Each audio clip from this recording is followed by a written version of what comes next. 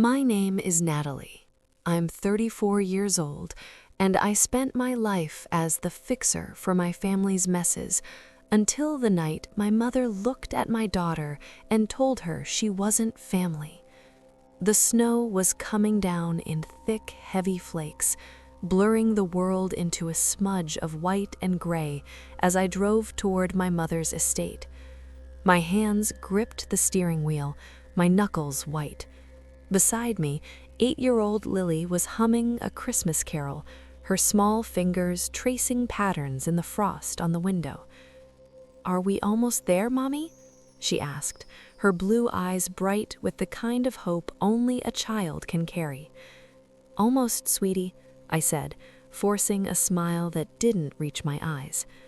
I caught my reflection in the rearview mirror, shoulder-length blonde hair, perfectly styled, and a face that looked 10 years older than 34. As an estate lawyer, I spent my days dealing with people fighting over what the dead left behind. I was used to coldness. I just wasn't used to it coming from my own mother. The house loomed out of the darkness like a ghost. It was a massive Victorian, dripping with expensive LED lights and evergreen wreaths. To anyone passing by, it looked like a postcard of American holiday warmth. To me, it looked like a fortress. "Remember the rules, Lily," I said, as I killed the engine. The silence that followed was heavy. "I know," she whispered, her voice losing its melody. "Be quiet, don't touch the porcelain, use my indoor voice." My heart ached. I had spent years being the fixer, the one who paid the property taxes Miranda forgot, the one who handled the legal misunderstandings my brother Aiden got into. I did it because I thought that's what family did. But as we stepped out into the biting December air, the wind felt warmer than the welcome I knew was waiting inside. I straightened my coat, took Lily's hand, and walked toward the heavy oak door. I didn't know it then, but this was the last time I would ever enter this house as a daughter. The door swung open before I could even ring the bell. My mother, Miranda, stood there in a silk cocktail dress, a glass of dark red wine in her hand. She looked past me, her eyes landing on Lily with a flick of distaste that made my blood run cold. "You're late, Natalie," Miranda said, her voice as sharp as a paper cut. "And you brought the baggage." "Merry Christmas to you too, Mom," I replied, my voice steady, though my heart was hammering against my ribs. The stage was set. The fire was roaring in the hearth. The smell of pine and expensive cinnamon candles filled the air, and in the dining room I could hear my brother Aiden laughing. The trap was laid, and like a fool, I walked right into it. The dining room was a masterclass in performative perfection. A crystal chandelier hung like a frozen explosion over a table draped in white linen, so stiff it felt like paper. My brother, Aiden, was already seated, swirling a glass of scotch that I knew, based on the bottle's price tag, he hadn't bought himself. "Sis, you finally made it," Aiden drawled, not bothering to stand. He leaned back, his designer sweater straining against his chest. "And you brought the little +1. How charitable." I felt Lily's hand tighten in mine. "Her name is Lily, Aiden. Try to remember it." Right, Lily," he said, dismissively waving a hand. We sat down. The silence was punctuated only by the rhythmic clink-clink of silver against china. The smell of roasted prime rib filled the room, but it made my stomach churn rather than growl. Every time Lily reached for her water or shifted in her seat, Miranda's eyes would dart toward her, tracking the movement like a hawk watching a mouse. "I made something for the tree, Grandma," Lily whispered, her voice trembling with effort. She pulled a small, glitter-dusted salt dough star from her velvet purse. It was lopsided and bright purple, radiating the pure, messy love of an 8-year-old. Miranda didn't even reach for it. She barely glanced up from her plate. Set it on the sideboard, Natalie. It doesn't really match the theme this year. We're doing a Victorian gold aesthetic. It would look out of place. It's a gift, Mom, I said, my voice dropping an octave. And I've acknowledged it. Now, Aiden, tell me more about that investment opportunity you mentioned, the one in the Hamptons. I watched as they fell into their usual rhythm, Aiden spinning lies about a business he'd never start, and Miranda nodding as if he were a visionary. I looked at the heirloom vase sitting on the pedestal behind her. It was a Ming-style piece, elegant and tall. Miranda told everyone it had been in the family for 4 generations. In reality, I had bought it for her 3 years ago at an auction in Manhattan to replace the one she'd sold to pay off her credit card debt. The hypocrisy was thick enough to choke on. I looked at Lily, who was picking at her peas, her head bowed. She was trying so hard to be invisible, to be the good girl my mother demanded. "Mom, can I have some juice?" Lily asked, softly, reaching for the crystal pitcher in the center of the table. "Careful, sweetie," I murmured, reaching out to help her. But I was a second too late. As Lily's small hand gripped the heavy glass handle, it slipped, the pitcher tipped, and a bright, aggressive stream of pomegranate juice rushed across the pristine white tablecloth, spreading like a bloodstain toward my mother's lap. The sound Miranda made wasn't human. It was a sharp, jagged hiss that sliced through the room's artificial warmth. She bolted upright, her chair screeching against the hardwood floor. "My linens!" she shrieked, her face contorting into a mask of pure rage. The silence that followed was terrifying. I saw the tears welling in Lily's eyes, her small shoulders beginning to shake. And then Miranda pointed her finger directly at my daughter. "You clumsy little—" Miranda's voice trailed off, vibrating with a venom I hadn't heard in years. She didn't look at the stain. She looked at Lily as if she were a smudge on the world itself. "I'm sorry, Grandma," Lily sobbed, her voice small and broken. "It was an accident. I'll clean it up." Lily reached out with a cloth napkin, but Miranda slapped her hand away. The sound of the impact, a sharp crack, echoed louder than the Christmas carols playing softly in the background. "Don't touch me, and don't you dare call me that," Miranda hissed. She leaned over the table, her shadow looming large over my daughter. "I have tolerated this charade for years because Natalie insisted. But look at you. No grace, no lineage, just a mistake from a state agency."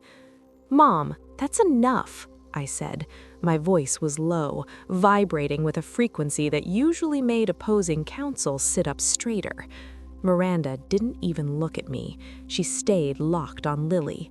"You are a guest in this house, and you have overstayed your welcome. You aren't my blood. You aren't a member of this family. Now get out. Take your things and get out of my sight before you ruin anything else." Lily turned to me, her face a mask of pure, unadulterated heartbreak. She didn't understand the complex web of my mother's narcissism. She only understood that the woman she called Grandma had just disowned her over a glass of juice. Aiden chuckled, a dry, hollow sound.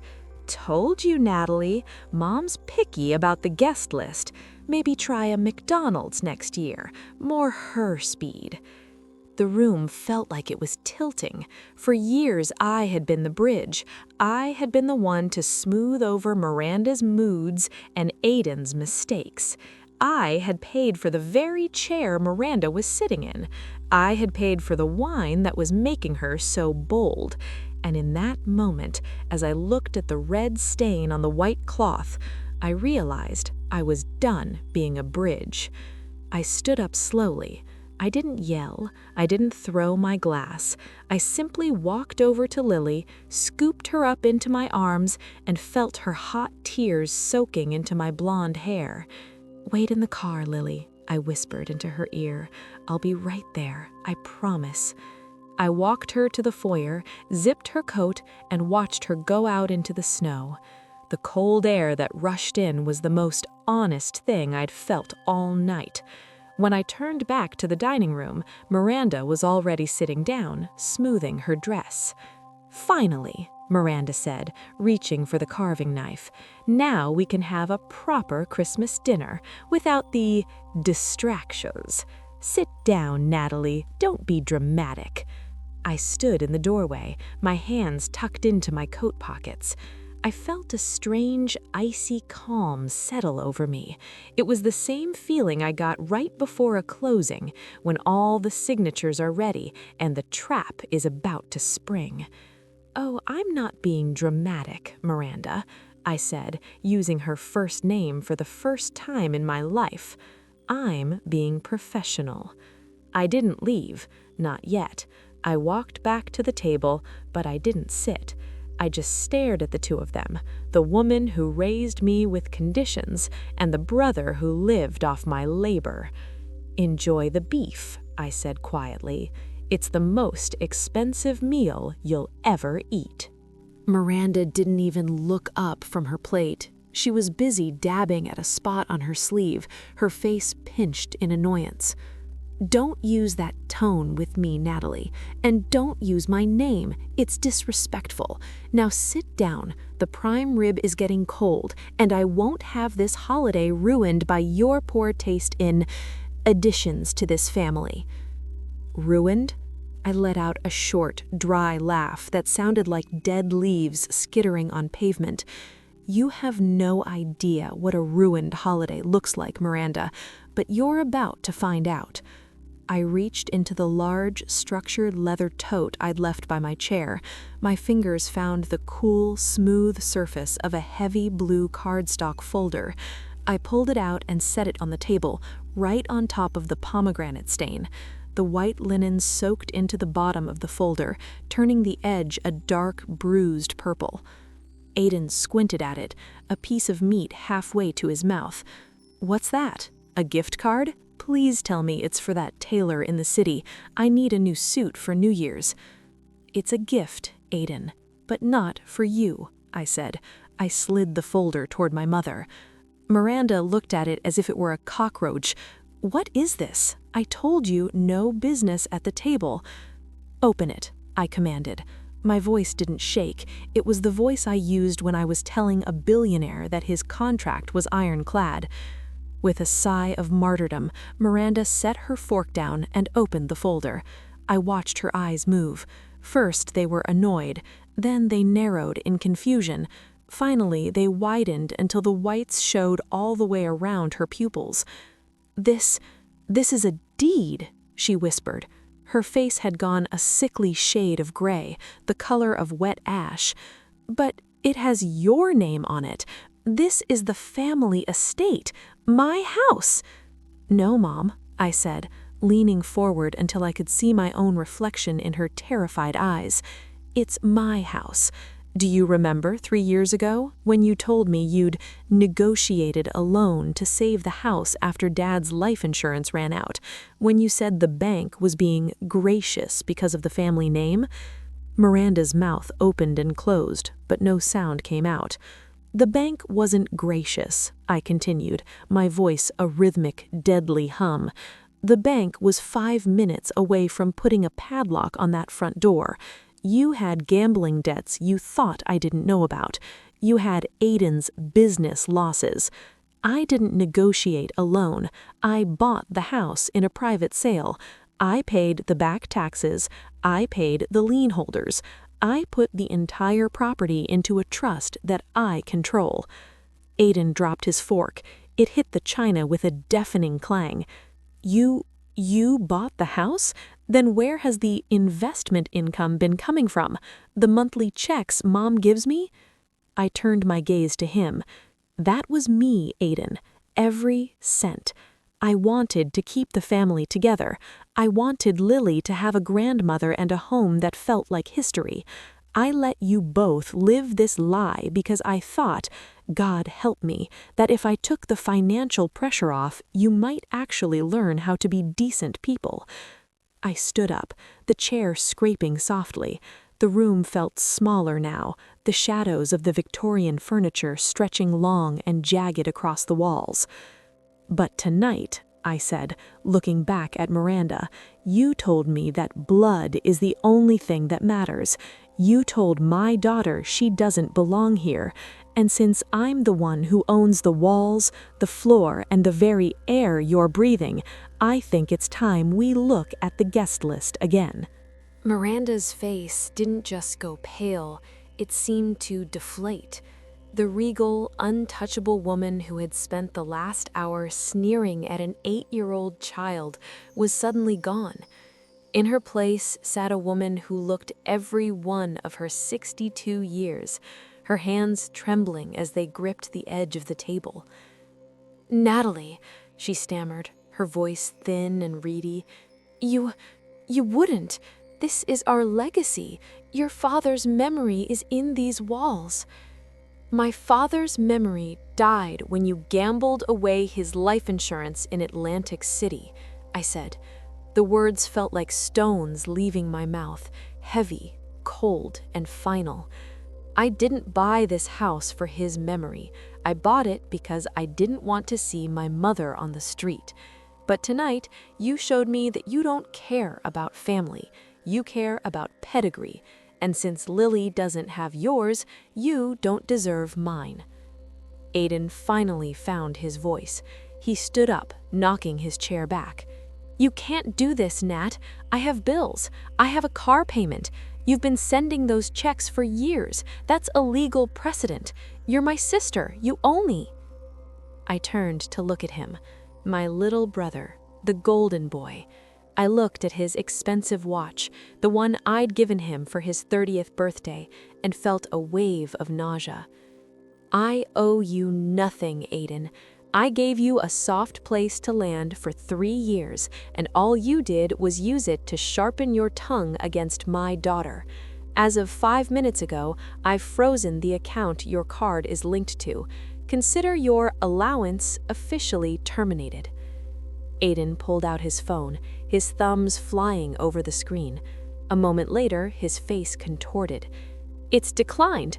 Natalie, you bitch, it's Christmas." "It certainly is," I said, reaching back into my bag. I pulled out a second document. This one wasn't in a fancy blue folder.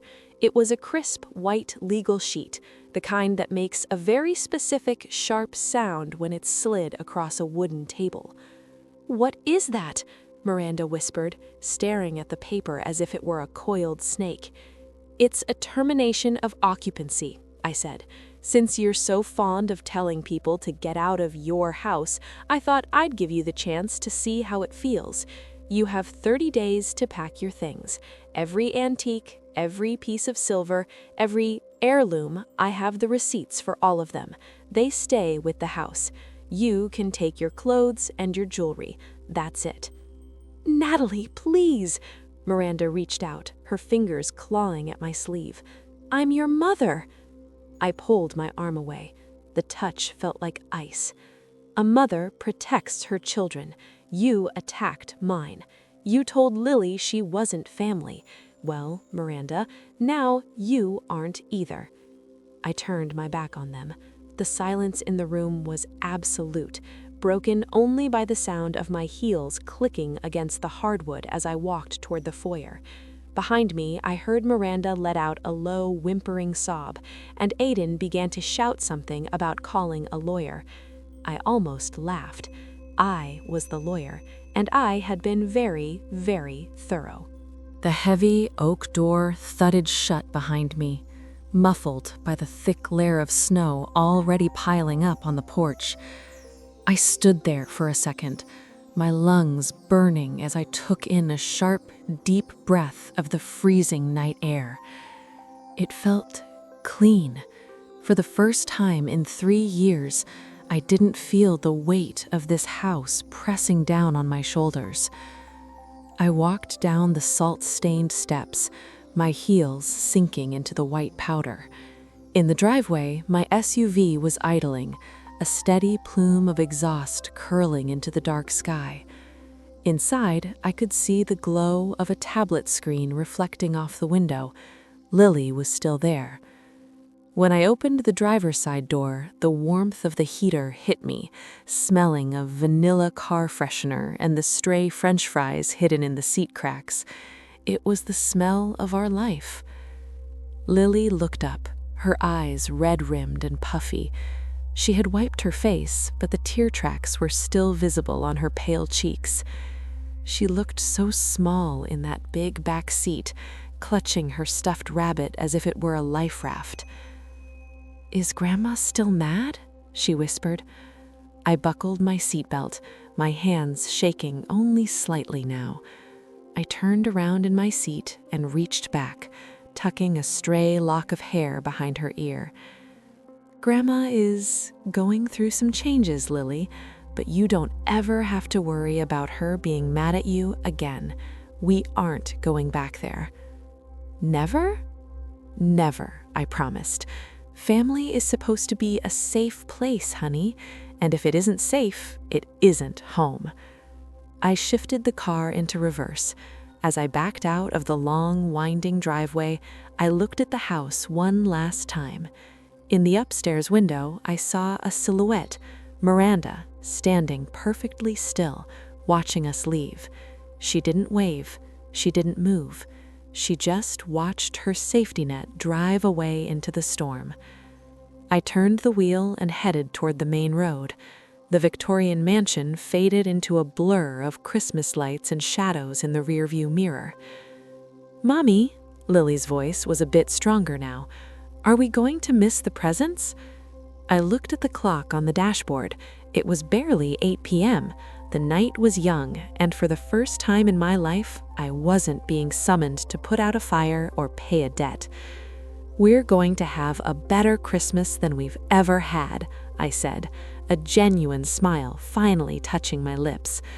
How do pancakes and a movie at a hotel sounds, with extra whipped cream and the biggest TV we can find? Lily's eyes widened. "On Christmas Eve?" "On Christmas Eve. We're starting our own traditions now." As we hit the highway, the GPS recalculated. I wasn't just navigating a road, I was navigating a whole new life. But as I glanced at the blue folder sitting on the passenger seat, the deed to the house I now planned to sell, I knew we were finally heading in the right direction. The hotel suite was a far cry from the stifling, antique-laden halls of Miranda's estate. It was modern, all clean lines and soft neutral tones, with floor-to-ceiling windows that looked out over the city. Below us, the streetlights reflected off the snow like fallen stars. I sat on the edge of the oversized king bed, watching Lily. She was tucked under a heavy white duvet, a plate of half-eaten chocolate chip pancakes sitting on the nightstand. The syrup smelled sweet and thick, a much better scent than the bitter pine and tension of the dinner we'd left behind. On the TV, a classic cartoon played on mute, the colors flickering across Lily's face as she finally drifted off to sleep. Her breathing was deep and rhythmic. She looked peaceful. For her, the storm was over. For me, it was just reaching the shore. My phone, sitting face down on the dresser, buzzed with the persistence of a trapped insect. I didn't have to look at it to know what the screen said. It had been vibrating every 3 minutes for the last hour. I finally picked it up. 14 missed calls, Miranda. 22 unread texts, Aiden. I scrolled through Aiden's messages. They went from rage to desperation with dizzying speed. "You can't do this, Nat. I'm family. Mom is having a panic attack. If she has a stroke, it's on you. Fine, keep the house, but send me the monthly transfer. I have rent due on my apartment." Then came Miranda's texts. They were shorter, colder. "You are making a grave mistake, Natalie. Think of the scandal. What will people say when they find out you've evicted your own mother? I felt a ghost of the old guilt try to claw its way up my throat. For 34 years, that guilt had been my leash. It was what made me pay the bills, hide the debts, and swallow the insults. But then I looked at Lily, the baggage, the mistake, the child who didn't have the right blood. The guilt died instantly. I opened my email app. My fingers moved with the precision of a surgeon. I drafted a short, formal message to my senior partner at the firm. Subject: property listing, Miranda's address. Jack, let's move forward with the expedited sale of the estate. No family discounts, high-end buyers only. I want the listing live by the 26th. I hit send. The whoosh sound of the outgoing email felt like a victory lap. I realized then that I wasn't just selling a house. I was selling a version of myself that didn't exist anymore. The girl who was desperate for a mother's approval she was never going to get. I set the phone on Do Not Disturb and slid it into the drawer. The room went silent. I climbed into bed beside Lily, the crisp hotel sheets cool against my skin. As I closed my eyes, I didn't think about the legal battle ahead or the shouting that would undoubtedly happen in 30 days. I thought about the salt dough star Lily had made. It was still in my coat pocket. Tomorrow we would find a small tree, and that purple lopsided star would be the only thing on it. And, for the first time in my life, it would be enough. 30 days later, the air was just as cold, but the sky was a piercing, brilliant blue. I stood on the sidewalk across from the old Victorian house, my hands buried deep in the pockets of my wool coat. A for sale sign stood prominently in the front yard, the agent's name gleaming in gold foil. The driveway was empty. No more expensive SUVs bought with my money, no more echoes of Aiden's entitlement or Miranda's sharp critiques. They had left 2 days ago. The move had been loud, messy, and full of threats that I had met with the same professional silence I used in a courtroom. In the end, without a bank account to lean on, they had slunk away to a small apartment Aiden had scrambled to find with what was left of his jewelry collection.